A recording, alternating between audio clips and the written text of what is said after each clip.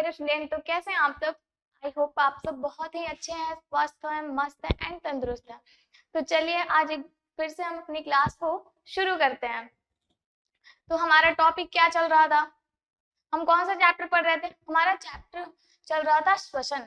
ठीक है, श्वसन में हम बहुत सारे टॉपिक को पढ़ चुके थे।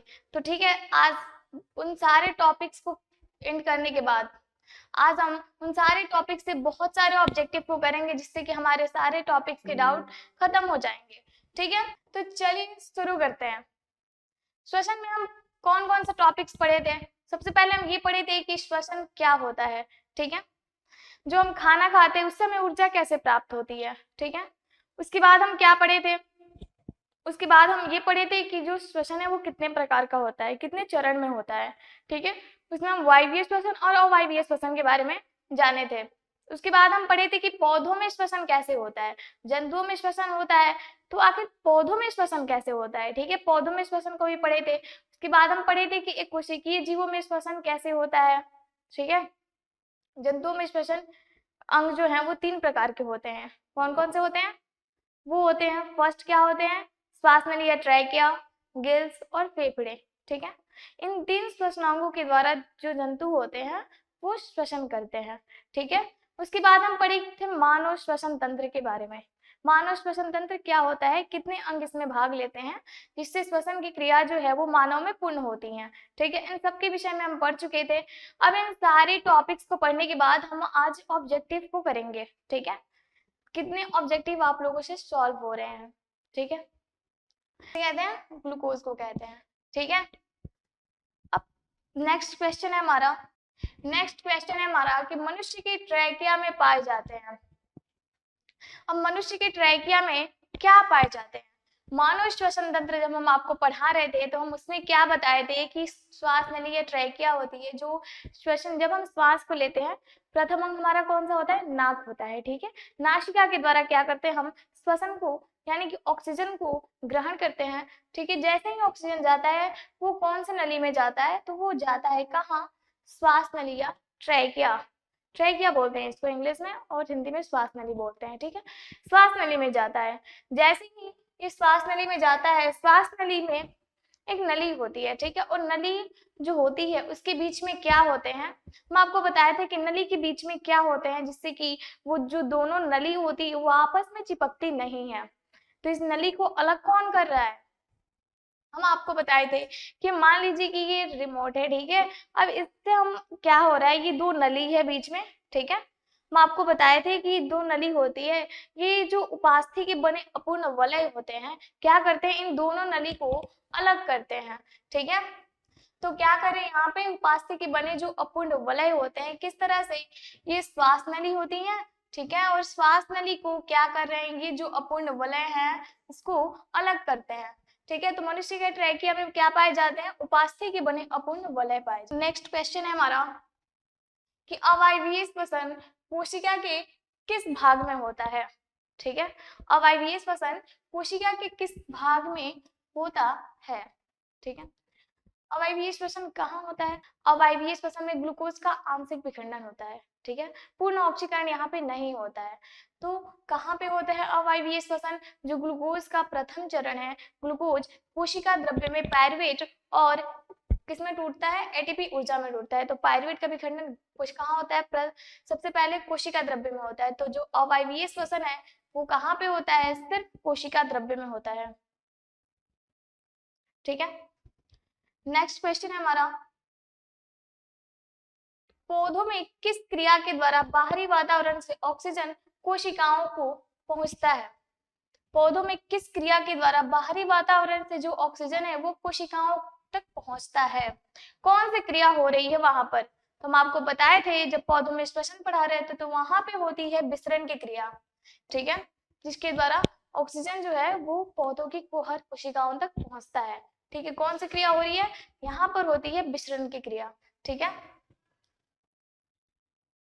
नेक्स्ट क्वेश्चन है हमारा, पौधों में गैसों के आदान प्रदान के लिए रहते हैं। पौधे जो है वो किसके द्वारा श्वास ऑक्सीजन को ग्रहण करते हैं? ठीक है, श्वास वो किन अंगों के द्वारा लेते हैं? तो पौधों में गैसों का आदान प्रदान कैसे होता है? यहाँ पे होता है रंध्रों के द्वारा। रंध्र क्या होते हैं? ये पत्ती होती है और इसमें ये छोटे छोटे रंध्र पाए जाते हैं, ठीक है। ये हमें दिखाई नहीं देते हैं, इन्हें हम अपनी नंगी आंखों से नहीं देख सकते हैं, इन्हें माइक्रोस्कोप की सहायता से देखा जाता है, ठीक है। तो पौधों में गैसों का आदान प्रदान के लिए क्या रहते हैं? रंध्र रहते हैं, ठीक है। अब नेक्स्ट क्वेश्चन है हमारा, निम्न में से कौन सा अंग श्वसन से संबंधित नहीं है? कौन सा जो अंग है वो श्वसन से संबंधित नहीं है? कौन सा अंग है? फेफड़ा भी होता है, ठीक है। जंतुओं में श्वसनांग कौन कौन से होते हैं? गिल्स भी होता है, फेफड़ा भी होता है, ट्रैकिया भी होता है। अभी हमें क्वेश्चन है कि कौन सा नहीं है, तो कौन सा नहीं है? यकृत नहीं है, ठीक है। ये श्वसनांग नहीं है। क्या है ये पाचन अंग है, ठीक है, श्वसनांग नहीं है। अब नेक्स्ट क्वेश्चन है हमारा कि वह जैव प्रक्रम जिनके द्वारा शरीर में ऊर्जा का उत्पादन होता है उसे क्या कहते हैं? वो कौन सी क्रिया है जिसके द्वारा ऊर्जा का उत्पादन होता है? जैसे हम भोजन ग्रहण करते हैं तो क्या हमें ऊर्जा मिलती है? नहीं मिलती है।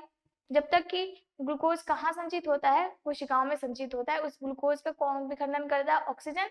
ऑक्सीजन जब पहुंचता है कोशिकाओं तक तो क्या करता है? ग्लूकोज का विखंडन करता है और क्या होता है वहां पे CO2, H2O एंड ऊर्जा बनती है, ठीक है।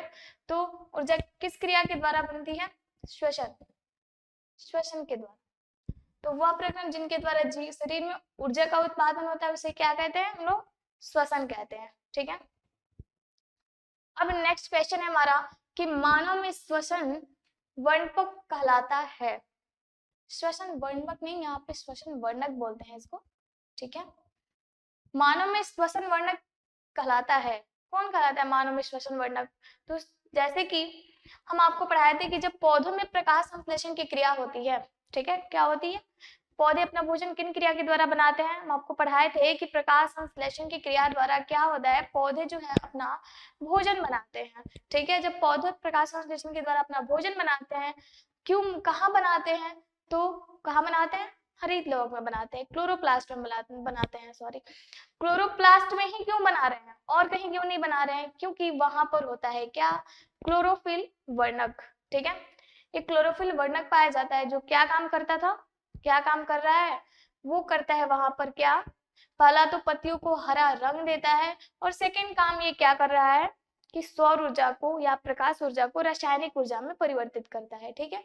तो यहाँ पे जो श्वसन वर्णक है कौन कहलाता है? ये श्वसन वर्णक क्या करता है? तो ये श्वसन वर्णक करता है यहाँ पे हीमोग्लोबिन। ये हीमोग्लोबिन का काम क्या होता है, ठीक है। ये कहाँ पाया जाता है? तो लाल रक्त कोशिकाओं में ये वर्णक पाया जाता है। क्या काम करता है? एक तो ये रक्त को लाल रंग देता है और सेकंड ये ऑक्सीजन को अपने में मिलाता है। क्या बनता है? वो जैसे ही ऑक्सीजन फेफड़े तक पहुंचता है ये रक्त रहता है और रक्त में क्या रहता है? हीमोग्लोबिन नामक वर्णक रहता है और ऑक्सीजन के साथ हीमोग्लोबिन मिलता है, ठीक है। ऑक्सीजन के साथ हीमोग्लोबिन मिलता है, कहाँ पहुंचता है? कोशिकाओं तक पहुंचता है, ठीक है। कोशिका में क्या है? ग्लूकोज है। ग्लूकोज को क्या किया? ये तोड़ दिया और जब जैसे ही तोड़ा, ग्लूकोज किसका वेट कर रहा है? हीमोग्लोबिन का। कब तुम आओ मुझे तोड़ो, ठीक है। वो तोड़ा, तोड़ा तो क्या बना? CO2 सबसे पहले बना, फिर H2O और उसके बाद बनती है क्या? ऊर्जा, ठीक है। तो श्वसन वर्णक किसे कहते हैं? हीमोग्लोबिन को कहते हैं। अब हम नेक्स्ट क्वेश्चन है हमारा कि श्वसन वर्णक पाई जाती है। श्वसन वर्णक कहाँ पाई जाती हैं? रक्त जब हम आपको पढ़ाएंगे तो पढ़ाएंगे कि रक्त कोशिकाएं कितनी होती हैं, ठीक है। हीमोग्लोबिन को पूरे डिटेल्स में हम लोग समझेंगे वहां पे। तो ये पाई जाती हैं लाल रक्त कोशिकाओं में, ठीक है। नेक्स्ट क्वेश्चन है हमारा कि श्वसन क्रिया में विमुक्त ऊर्जा निम्न में से किस यौगिक के रासायनिक बंधन में सुरक्षित रहती है? श्वसन क्रिया विमुक्त ऊर्जा निम्न में से किस यौगिक के रासायनिक बंधन में सुरक्षित रहती है, ठीक है। श्वसन के उपरांत किस रूप में जो ऊर्जा है वो संचित रहती है? तो ATP के रूप में संचित रहती हैं, ठीक है। इसे कहते हैं एडेनोसिन ट्राई, क्या कहते हैं इसे, इसका फुल फॉर्म क्या होता है? Adenosine triphosphate.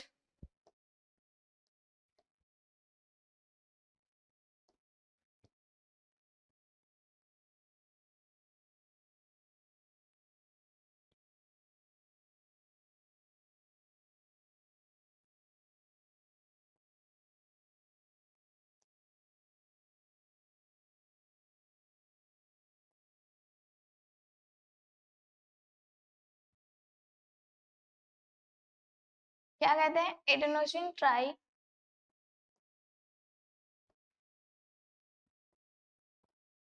फॉस्फेट। ठीक है, नेक्स्ट क्वेश्चन है हमारा कि श्वसन क्रियाविधि में भोज्य अणुओं का होता है। श्वसन की क्रियाविधि में भोज्य अणुओं का क्या होता है, ग्लूकोज किस क्या होता है, टूटता है, विघटन होता है। तो क्या हो रहा है यहाँ पे, विघटन। ठीक है, नेक्स्ट क्वेश्चन है निम्न में से कौन एक ऊर्जादायी प्रक्रिया है। ठीक है, किससे हमें, ऊर्जादायी का मतलब ऊर्जादाता, किससे हमें ऊर्जा की प्राप्ति होती, कौन सी क्रिया के द्वारा। तो यहाँ पे श्वसन की क्रिया द्वारा हमें ऊर्जा की प्राप्ति होती है। ठीक है, तो ये कौन सी प्रक्रिया है, एक ऊर्जादायी प्रक्रिया है, कौन, श्वसन। अब नेक्स्ट क्वेश्चन है हमारा, झींगा एवं सीप जैसे जलीय जंतुओं में श्वसन क्रिया होती है। झींगा एवं सीप क्या होते हैं, जलीय जीव होते हैं। इनमें श्वसन किसके द्वारा होता है, तो इनमें श्वसन, जो जीव जल में रहते हैं उनमें किसके द्वारा श्वसन हो रहा है, यहाँ पे ये होता है गिल्स के द्वारा। ठीक है, चलिए अब देखिए हमारा नेक्स्ट क्वेश्चन है, नासिका वेशम की टेढ़ी मेढ़ी घुमावदार प्लेट की तरह रचना को क्या कहा जाता है। मानव श्वसन तंत्र में, श्वसन तंत्र को हम जब पढ़े थे तो वहां पे बताए थे कि यहाँ जो टेढ़ी मेढ़ी घुमावदार प्लेट की तरह रचना होती है नाक में, उसे क्या कहते हैं, उसे कांची कहते हैं। ठीक है, अब नेक्स्ट क्वेश्चन है हमारा, प्रश्वास की क्रिया में निम्नलिखित में से किस रचना की भूमिका होती है। प्रश्वास क्या होता है, ठीक है, प्रश्वास की क्रिया तब होती है जब ऑक्सीजन जो है हमारी कोशिकाओं से कोशिकाओं में पहुंचता है, फेफड़े से होकर कोशिकाओं में पहुंचता है। तो वहां पे किस किस रचना की भूमिका होती है, इसकी 12 जोड़ी पसलियों की होती है, डायफ्राम की भी होती है, इसको डायफ्राम कहते हैं। ठीक है, डायफ्राम की होती हैं, उदर पेशियों की होती हैं, यानी कि इसका सही आंसर होगा इनमें से सभी। नेक्स्ट क्वेश्चन है, वक्ष गुहा को उदर गुहा से अलग करने वाली गुबंद के आकार की रचना को क्या कहते हैं। वक्ष गुहा कहाँ पे स्थित होता है, वक्ष गुहा फेफड़े के पास होता है। ठीक है, फेफड़े में होता है। तो वक्ष गुहा और नीचे क्या होता है, उदर गुहा। इसको कौन अलग कर रहा है, तो डायफ्राम अलग करता है। ठीक है, डायफ्राम। तो वक्ष गुहा को उदर गुहा से अलग करने वाली गुबंद के आकार की रचना को क्या कहते हैं, यहाँ पे डायफ्राम कहते हैं। कोशिकाओं में स्थिर वायुमंडलीय हवा में ऑक्सीजन की प्रतिशत करीब होती है। अब वायुमंडल में ऑक्सीजन की प्रतिशत मात्रा कितनी होती है, कितनी होती है, यहाँ पे जो वायुमंडल ऑक्सीजन की मात्रा होती है 21%। ठीक है, चलिए अब हमारा नेक्स्ट क्वेश्चन है, रक्त से फेफड़े में आए कार्बन डाइऑक्साइड को नासिका से बाहर निकालने की जो प्रक्रिया है क्या कहलाती है। रक्त से जो फेफड़े में आया कार्बन डाइऑक्साइड है, ठीक है, अब क्या हम बताए थे आपको कि जैसे ही फेफड़े से ऑक्सीजन गया, ऑक्सी हेमोग्लोबिन पहुंचा कहाँ, कोशिकाओं के पास। ठीक है, कोशिकाओं के पास जब ये पहुंचा तो क्या हुआ, वहां पे ग्लूकोज क्या हुआ, उसको वहां पे विघटित हुआ। ठीक है, तो ग्लूकोज को कौन विघटित किया वहां पे, ऑक्सीजन। ऑक्सीजन जैसे ही ग्लूकोज को विघटित करता है तो क्या बनता है, यहाँ पे वहां पे बनता है CO2 प्लस H2O प्लस ऊर्जा। ठीक है, अब ये CO2 H2O प्लस ऊर्जा बन रहा है यहाँ पे। अब CO2 क्या कर रहा है, CO2 जो है वो क्या करता है, CO2 हेमोग्लोबिन के साथ मिलता है और पुनः वो फेफड़े में आता है और फेफड़े में आकर श्वास नली से होते हुए नासिका के द्वारा जो कार्बन डाइऑक्साइड है वो बाहर निकल जाता है। तो उस क्रिया को क्या कहते हैं हम लोग, उच्छ्वास कहते हैं।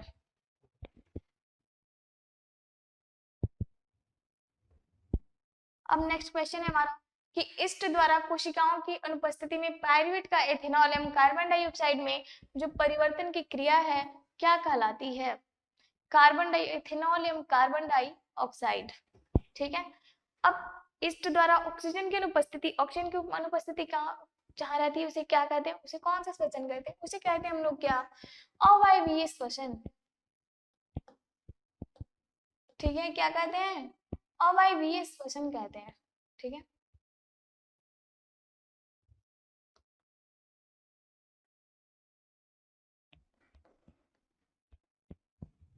अवायवीय श्वसन। ऑक्सीजन की अनुपस्थिति में पायरुवेट जो है वो किसमें विखंडित होता है? दो तरह से होता है, ठीक है। एक तो ये इस्ट में होता है और सेकंड कहाँ होता है? मांसपेशियों में होता है। तो इस्ट में जब पायरुवेट का विखंडन किसमें होता है? दो अणुओं में होता है, एथेनॉल एवं कार्बन डाइऑक्साइड बनता है, ठीक है। तो परिवर्तन की क्रिया क्या कहलाती है? तो ये क्रिया कहलाती है किण्वन। अब नेक्स्ट क्वेश्चन है हमारा, पौधों में श्वसन किस भाग में होता है? पौधों में जो श्वसन है वो किस भाग में होता है? जड़ में होता है, पत्तियों में होता है, तना में होता है, प्रत्येक भाग में होता है। जो श्वसन की क्रिया है वो जड़ में भी होती है, क्योंकि जड़ में क्या होते हैं? मूलरूप कोशिकाएं पाई जाती है और वहां से वो जल को सोखती हैं। जैसे वो जल को सोखती हैं, ठीक है, जल में क्या होता है? ऑक्सीजन होता है, तो वहां से भी वो क्या करती है? ऑक्सीजन को ग्रहण कर रही है, ठीक है। तो जड़ से भी होता है, पत्ती में क्या पाए जाते हैं? रंध्र पाए जाते हैं, ठीक है। तना में वातरंध्र होते हैं। तो जो श्वसन की क्रिया है वो प्रत्येक भाग में होती है। पायरुवेट का पूर्ण ऑक्सीकरण कहाँ पे होता है? पायरुवेट का जो विखंडन है वो पायरुवेट अवायवीय श्वसन में जब होता है तो सिर्फ कोशिका द्रव्य में होता है, ठीक है। वहां पे क्योंकि ग्लूकोज का आंशिक विखंडन होता है। अब ग्लूकोज का पूर्ण विखंडन कहाँ पे होता है? तो वहां पे जो पायरुवेट है उसका पूर्ण ऑक्सीकरण कहाँ पे हो रहा है? माइटोकॉन्ड्रिया में हो रहा है, क्योंकि यहाँ पे जो ऊर्जा है वो एटीपी के रूप में संचित रहती है, ठीक है। तो पायरुवेट का जो पूर्ण ऑक्सीकरण है वो कहाँ पे हो रहा है? माइटोकॉन्ड्रिया में हो रहा है, ठीक है। अब नेक्स्ट क्वेश्चन है हमारा कि बहुत ज्यादा ये चलने या दौड़ने के बाद मांसपेशियों में क्रैम्प या तकलीफ क्यों होती है? हम आपको बताए थे कि मांसपेशियों में कौन सा होता है? अवायवीय श्वसन का चरण कौन सा है? अवायवीय श्वसन, ठीक है। क्या होता है कि अवायवीय श्वसन जो है वो दो चरणों में होता है। एक तो होता है ईस्ट में और सेकंड होता है कहाँ? मांसपेशियों में। जब मांसपेशियों में होता है, ठीक है, तो अवायवीय श्वसन होता है, हमें पूर्ण ऑक्सीजन हम नहीं ले पाते हैं, हम ज्यादा चलते हैं या फिर दौड़ते हैं तो पूर्ण ऑक्सीजन की मात्रा हमें नहीं मिल पा रही है। उस स्थिति में क्या होता है कि वहां पे लैक्टिक अम्ल संचित हो जाता है। ऑक्सीजन की अनुपस्थिति में क्या होगा? लैक्टिक अम्ल संचित हो जाता है और इन लैक्टिक अम्ल के कारण क्या होता है? हमारी मांसपेशियों में क्रैम्प या तकलीफ होती है। तो क्या होगा? यहाँ पे अधिक मात्रा में लैक्टिक अम्ल के संचय से क्या होता है? हमारी मांसपेशियों में क्रैम्प या तकलीफ होती है, ठीक है। अब नेक्स्ट क्वेश्चन है हमारा, निम्नलिखित में से किसमें किण्वन क्रिया होती है? तो किण्वन की क्रिया किसमें होती है जिसके फलस्वरूप क्या होता है? एथेनॉल एवं कार्बन डाइऑक्साइड की प्राप्ति होती है। तो किसमें होती है किण्वन क्रिया? तो ईस्ट में होती है, ठीक है। अब नेक्स्ट क्वेश्चन है हमारा कि ग्लूकोज कितने कार्बन से बना अणु होता है? ग्लूकोज जो है वो कितने कार्बन से बना अणु होता है? तो ग्लूकोज का फॉर्मूला क्या होता है? C6H12O6, ठीक है। कार्बन के कितने अणु है यहाँ पे? 6, ठीक है। तो कार्बन से बना अणु है 6, यहाँ पे सही आंसर क्या हो जाएगा? 6। अब नेक्स्ट क्वेश्चन है हमारा, निम्नलिखित में श्वसन क्रिया के उपरांत बनते हैं। जब श्वसन की क्रिया पूर्ण होती है तो क्या क्या बनते हैं? क्या क्या बनते हैं? कोशिकाओं में जब ऑक्सीजन पहुंचता है तो ग्लूकोज को किसमें तोड़ता है? वहां पे बनती है ये CO2 H2O एवं ऊर्जा, ठीक है। तो श्वसन क्रिया के उपरांत क्या बनते हैं भाई? CO2 H2O एवं ऊर्जा, ठीक है। अब नेक्स्ट क्वेश्चन है हमारा, जीवों के शरीर में ऊर्जा उत्पादन किस क्रिया द्वारा होता है? ठीक है, तो शरीर में ऊर्जा उत्पादन किस क्रिया द्वारा हो रहा है? तो श्वसन के द्वारा होता है, ठीक है। अब नेक्स्ट क्वेश्चन है हमारा कि पचे हुए भोज्य पदार्थों से ऊर्जा के उत्पादन में भोज्य अणुओं का क्या होता है? ठीक है, दहन। पचे हुए भोज्य पदार्थों से ऊर्जा के उत्पादन में भोज्य अणुओं का क्या होता है? क्या हो रहा है वहां पे? एक तो होता है ऑक्सीजन की, क्या होता है? ऑक्सीकरण हो रहा है, क्योंकि वहां पे एक ऑक्सीजन की अनुपस्थिति में हो रहा है, एक ऑक्सीजन की उपस्थिति में हो रहा है। तो यहाँ पे क्या होता है? ऑक्सीकरण, ठीक है। अब नेक्स्ट क्वेश्चन है हमारा, समस्त जैव कोशिकाओं में रासायनिक ऊर्जा के सार्वजनिक वाहक का क्या नाम है? ठीक है। समस्त जैव कोशिका में रासायनिक ऊर्जा के सार्वजनिक वाहक का क्या नाम है? यानी कि जो रासायनिक ऊर्जा जैव कोशिकाओं में कौन सी ऊर्जा संचित हो रही है, किस रूप में हो रही है, तो एटीपी के रूप में होती है। तो सार्वजनिक वाहक कौन सा हुआ? एटीपी। अब नेक्स्ट क्वेश्चन है हमारा, जंतु की अपेक्षा पौधों में श्वसन की गति होती है। जंतुओं की अपेक्षा पौधों में श्वसन की जो गति है वो कैसी होती है? धीमी होती है। ठीक है, क्योंकि जंतुओं में बहुत सारे श्वसनांग पाए जाते हैं। ठीक है, और उन्हें पर्याप्त अधिक मात्रा की जरूरत होती है। ठीक है, उनकी जैविक क्रियाओं के लिए उन्हें अधिक ऊर्जा की जरूरत होती है जंतुओं में, तो उसमें श्वसनांग पाए जाते हैं। ठीक है, इसलिए उनमें जो जंतुओं में जो श्वसन होता है वो पौधों से तीव्र गति से होता है। तो पौधों में जो गति है वो श्वसन की धीमी होती है। अब नेक्स्ट क्वेश्चन है हमारा कि टिड्डा तथा तिलचट्टा में श्वसन निम्नांकित किसके द्वारा होता है? ठीक है, किसके द्वारा होता है? टिड्डा तथा तिलचट्टा में जो श्वसन है वो निम्नांकित किसके द्वारा होता है? तो हम आपको बताए थे कि जो टिड्डा या तिलचट्टा होते हैं इसमें रक्त नहीं पाया जाता है। ठीक है, जब रक्त नहीं है तो हेमोग्लोबिन भी नहीं पाया जाएगा। ठीक है, हेमोग्लोबिन नहीं होगा तो इसमें ऊर्जा की प्राप्ति कैसे होगी, कैसे ये ग्लूकोज को दौड़ेगा? ठीक है, जब ऑक्सीजन इसमें हेमोग्लोबिन नहीं पाएगा तो ये कोशिकाओं तक कैसे पहुंचेगा? तो इसमें श्वसन होता है किसके द्वारा? तो ट्रैकिया के द्वारा। ठीक है,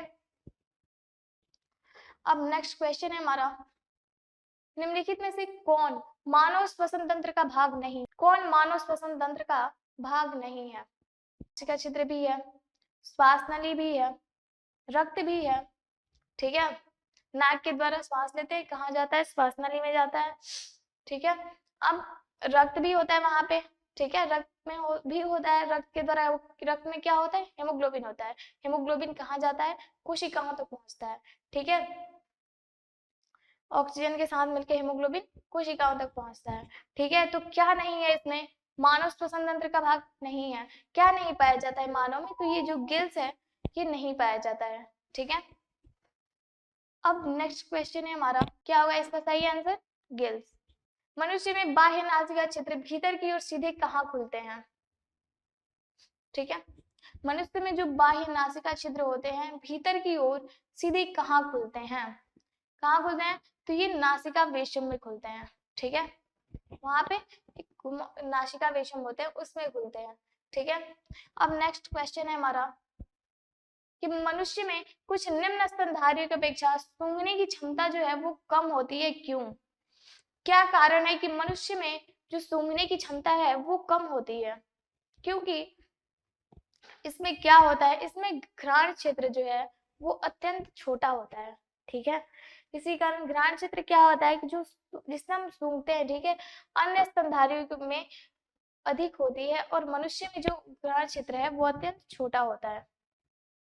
तो इसका कारण क्या है कि घ्राण क्षेत्र अत्यंत छोटे होने के कारण मनुष्य में जो सूंघने की क्षमता है वो अन्य स्तनधारियों की अपेक्षा कम होती है।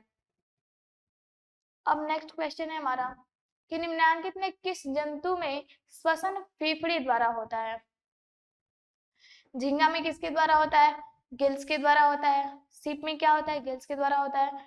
अब इसमें कोई नहीं है, इसका सही ऑप्शन कौन सा है? कौन सा ऑप्शन सही है? तो कछुआ में जो श्वसन है वो किसके द्वारा होता है? फेफड़ों के द्वारा होता है, क्योंकि वो उपसंग वर्टिब्रेटा के जंतु हैं। मनुष्य में ट्रैकिया की लंबाई लगभग कितनी होती है? मनुष्य में ट्रैकिया की लंबाई कितनी होती है? यानी कि श्वास नली की जो नली होती है इसकी लंबाई कितनी होती है? ये उपास्थि के बने अपूर्ण वाले होते हैं, इसकी लंबाई कितनी होती है? तो 11 सेंटीमीटर होती है। ठीक है, ये रहा हमारा मोस्ट इम्पोर्टेंट ऑब्जेक्टिव। ठीक है, ये जो ऑब्जेक्टिव है इससे आपके बाहर जो है वो प्रश्न आपके नहीं पूछे जाएंगे। ठीक है, इतना ऑब्जेक्टिव अगर आप क्लियर कर रहे हैं तो इससे बाहर आपके जो बिहार बोर्ड एग्जाम में क्वेश्चन नहीं पूछे जाएंगे। ठीक है, तो ये रहा हमारा आज की क्लास। हम श्वसन को बहुत ही अच्छे तरीके से पढ़ चुके हैं। ठीक है, आपको श्वसन में जो भी डाउट हो श्वसन चैप्टर में आप हमें कमेंट कर सकते हैं, हम सारे कमेंट का यहाँ पे रिप्लाई करेंगे। ठीक है, तो चलिए अब मिलते हैं हम लोग अपनी अगली क्लास में परिवहन चैप्टर के साथ। ठीक है, अब हम पढ़ेंगे कि पौधों में या फिर जंतुओं में किस तरह से जो रक्त स्थानांतरण होता है, रक्त सर्कुलेशन होता है, ठीक है, रक्त का परिसंचरण होता है। ठीक है, चलिए मिलते हैं हम लोग अपनी अगली क्लास में।